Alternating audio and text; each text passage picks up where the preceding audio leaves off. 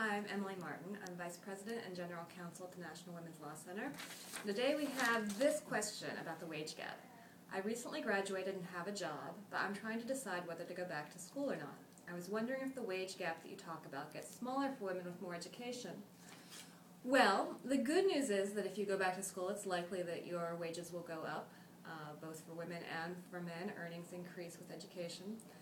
The bad news is that the wage gap won't disappear. In fact, women with master's degrees only earn about as much as men with bachelor's degrees on average. And so the wage gap continues to be persistent across levels of education, which doesn't mean it's not worth doing because wages do go up.